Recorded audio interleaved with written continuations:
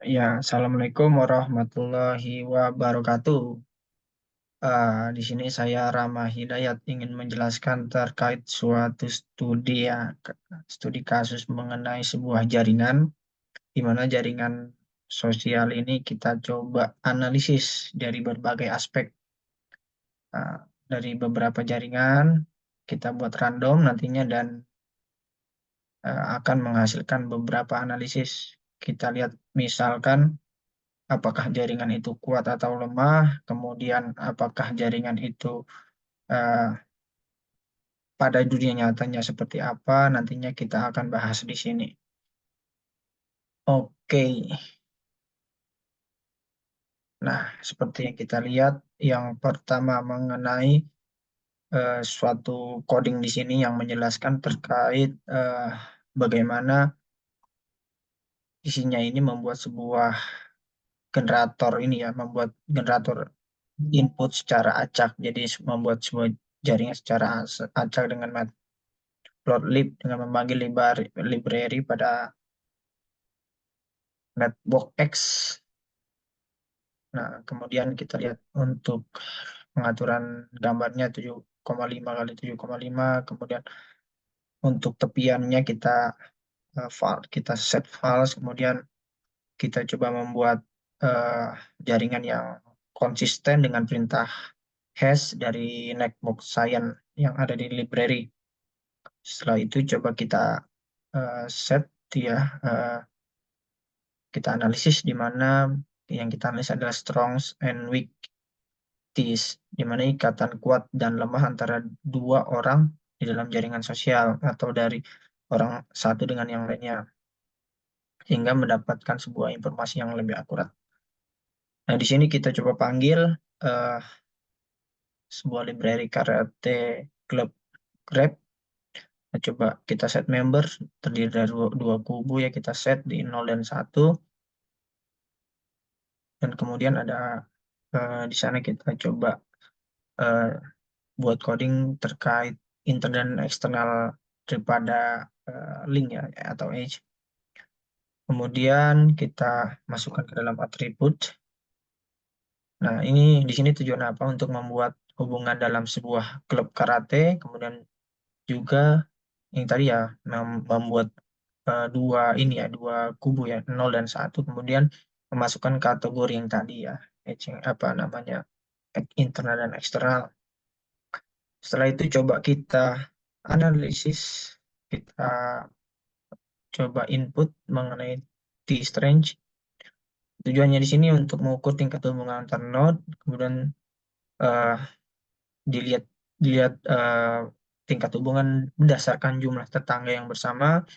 Nah, di sini bisa kita lihat nanti semakin banyak T-Strange maka hubungan akan semakin kuat, semakin tinggi akan semakin kuat. Terus kita coba input bridge span. Nah, tujuannya eh, ini apa bridge span ini? Untuk menghitung ya, untuk menghitung dan menilai kekritisan dari hubungan. Kemudian juga di sini ada shortest path length digunakan untuk mengukur jarak yang terpendek ketika sebuah tepi dihapus. Di situ ada codingnya try dan accept. Kemudian return resultnya apa? Kemudian dihasilkan, cari hasilnya. Setelah itu kita coba ini ada coding untuk mengurutkan ya, mengurutkan kekuatan hubungan dari yang 10 terkuat dan 10 terlemah dengan codingnya itu. Di sini ada edge strength untuk yang terkuat, dan untuk yang 10 terlemah ada uh,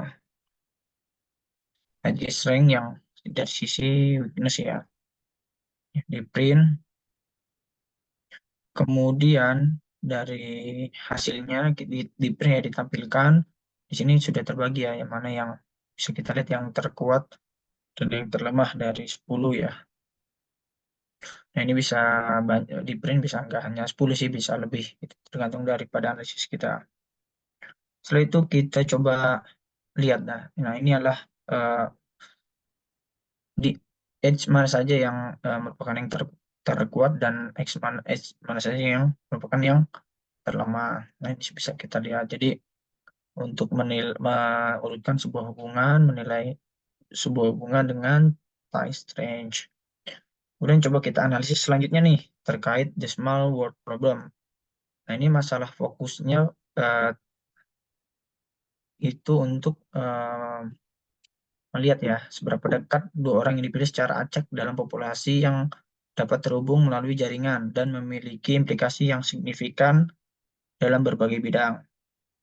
Ini di sini nanti kita coba dari coding G-small ring itu kita eh, membuat sebuah graph ya, ini berdiri bernama graph What's Target's Graph, dengan di sana ada coding 16 yaitu 16 nol dan 4 itu adalah tetangganya dan 0 adalah probabilitas rewiring. Nah, untuk ini sebenarnya untuk 0 ini bisa kita atur juga ya, sesuaikan dengan eh, apa yang kita mau analisa, bisa bisa lebih banyak bisa lebih kurang tergantung daripada kebutuhan.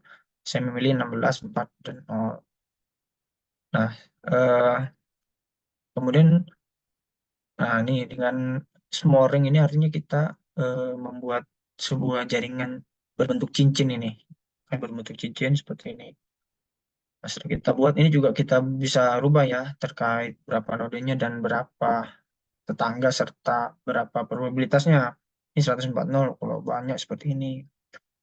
Nah, setelah kita buat, nah kita coba untuk menghitung panjang jalur terpendek rata-rata dengan average sorted path.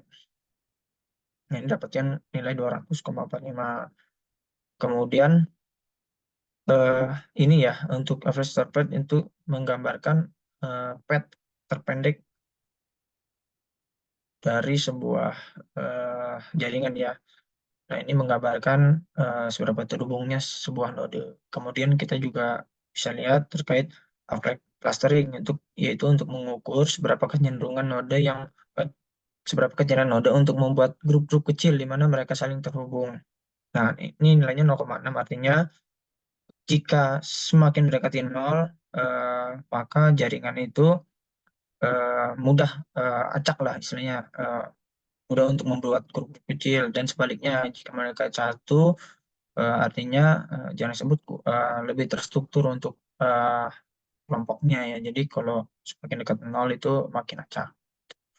Nah, di sini kita dapatkan ya bagaimana sebuah jaringan ini eh, dari berbagai analisis tadi, average terus path length dan path clusteringnya, kita dapatkan untuk menilai ternyata dari eh, jaringan ini cenderung yang seperti apa gitu. Kemudian kita coba ya ke dalam sebuah jaringan real ya, dengan mencoba mengambil data dari Facebook ya. Nah, ini kita coba ambil data dari Facebook dengan format txt. Kemudian kita coba menghitung tadi sorter path length-nya, berapa jalur rata-rata terpendek. Nah, ini benar 3,659. Kemudian coba kita clustering ya, average clustering. Nah, untuk mengukur orang seberapa besar kemungkinan pembuatan cluster. Nah, semakin kecil tadi ya, makin acak ya. Nah, ini 0,6 yang nggak jauh beda dari yang tadi ya. Dia lebih cenderung ke arah satu atau tidak mudah berubah membentuk grup kecil lah. Kemudian ini setelah itu tadi ya kita coba ambil data Facebook ya. Nah, ini coba kita buat data random network nih. Nah, ini ya agak menarik, lebih menarik lah nih. Eh, ini coba dibuat menggunakan graf acak kecil menggunakan model Watts graph dengan node 16, tetangga 4 dan probabilitas 1, sehingga letaknya menjadi seperti ini. Jadi probabilitasnya 1, jadi bisa berubah tadi bentuknya tergantung probabilitas. Ini random, kita buat random network, dapatkan seperti ini.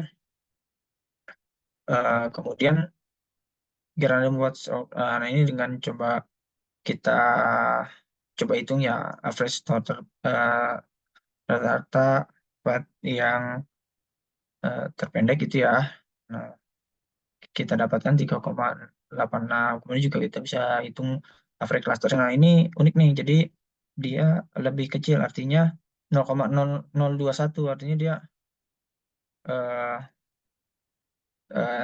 nilainya itu menunjukkan semakin rendah kan, jadi semakin mudah berubah gitu. Nah, itu salah satunya kita coba yang acak tadi dan dihasilkan seperti ini. Artinya dia sangat mudah berubah, beda yang tadi ya 0,6. Nah, kemudian kita coba buat model eh, dengan analisis Strogatz model.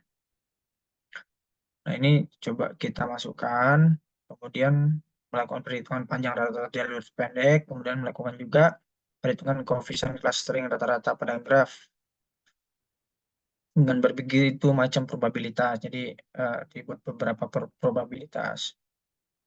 Kemudian kita coba kode selanjutnya itu untuk menghasilkan hasil tadi ya, untuk membuat graf yang tadi dengan berbagai macam probabilitas. Kita coba tampilkan hasilnya, yaitu dengan dua parameter. Yang pertama mean path dan clustering. Nah, di sini bisa dilihat sebuah grafik yang menggambarkan perbandingan ya di mean path dan clustering.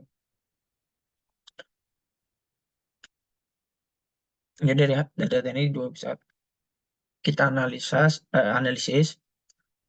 graf Watt storage ini dari berbagai macam probabilitas. Kemudian ini terkait kontagion, simple kontagion. Ini coba dilakukan simulasi, ini ya terkait mungkin ke arah virus-virus yang beredar, ya, virus corona ini bisa dikaitkan dengan itu. Jadi dilakukan sebuah simulasi eh, menggambarkan bagaimana infeksi menyebar ke tetangga, dan kondisi juga dikaitkan dengan misalnya dengan COVID-19 ya tadi yang saya sampaikan tadi ya, yang bagaimana penyebarannya itu mungkin dengan analisis ini bisa kita cegah bagaimana sih polanya gitu ya, sehingga bisa kita cegah. Kemudian, nah ini coba kita masukkan import library network X. Itu kita coba masukkan fungsi untuk menyebarkan virus secara sederhana, kemudian membuat graf dengan 16 node, kemudian melakukan set atribut infected menjadi false untuk semua node, kemudian coba dilakukan step menginfeksi node pertama, kemudian dilakukan visualisasi juga kita buat codingnya 3 langkah waktu pertama. Nah, di sini coba kita tampilkan dengan plot show. Nah, ini hasilnya ini step 0, 1, 2. Kalau di sini kita analisis, ternyata dengan kita simulasikan virus corona itu menyebar ke tetangganya satu step. Nah, itu dengan coding tadi ya, step plus 1 tadi, subplot 1, 2, 3, step plus 1. Jadi, setiap step itu nambah satu ke tetangganya nih. Dari step 0, interfaces 0, 1, 0. Kemudian step selanjutnya, step 1 itu ke sampingnya ke 2 dan 15. Step 2, sampingnya 2, tetangganya itu 3 dan 14 gitu. Nah, itu salah satu eh, ilustrasinya bagaimana virus menginfeksi yang di mana yang tetangganya ada yang eh, kemungkinan besar itu terkena. Nah, ini salah satu kita coba ya membuat sebuah, ini kan tadi yang terhubungnya apa ya, tidak random lah. Ini kita coba buat sebuah graph itu small random ya, dengan coding small random untuk membuat eh, graph dia sifatnya random. Jadi pertemanannya itu bercabang, nggak hanya dua kiri kanan gitu. Jadi lebih banyak random lah dia. Nah, di sini kita coba urutkan ya 3 stepnya, dari mulai 2 orang sampai semuanya bisa terinfeksi.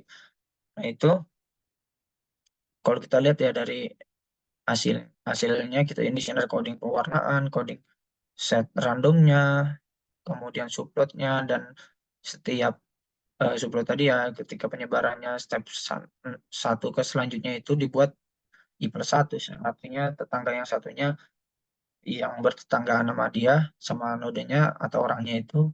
Nah, itu salah satu codingnya di sini kan. Nah, didapatkan hasil seperti ini, step 0 2 orang, kemudian karena dia bertetanggaan antara 1 dan 5 gitu misalnya, atau 6 itu, terlihat di sini step satunya dia kena juga sampai semuanya karena mereka bertetanggaan.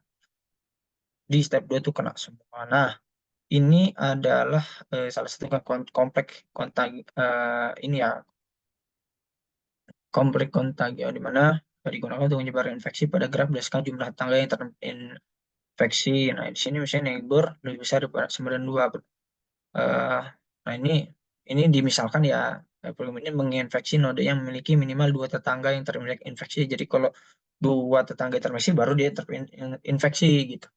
Intinya itu. Kemudian di sini ada beberapa coding untuk fungsi menyebarkan, membuat graf 16 simpul nih buat graf yang 16 bebas enggaknya 16 juga bisa. Kemudian mengatur atribut infected ini dimasukkan dalam uh, graf ya. Kemudian menginfeksi 2 simpul pertama.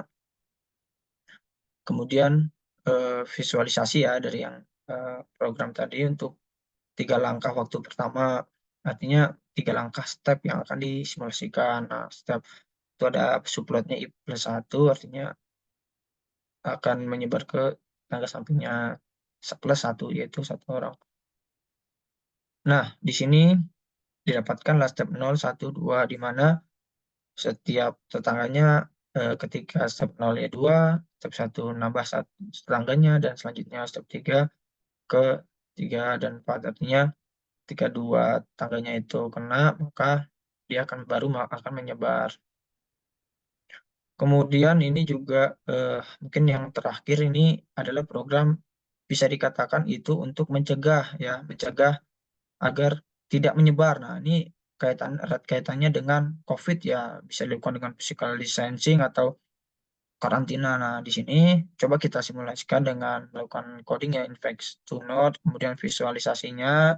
Nah, di sini ada yang dinamakan ini ya, infected dan sampai dengan false, artinya diasumsikan, coba di coding bahwa tidak terinfeksi. Nah, artinya tidak terinfeksi ini eh, karena dampak misalnya ya dalam dunia nyata itu ada physical distancing dan karantina tadi.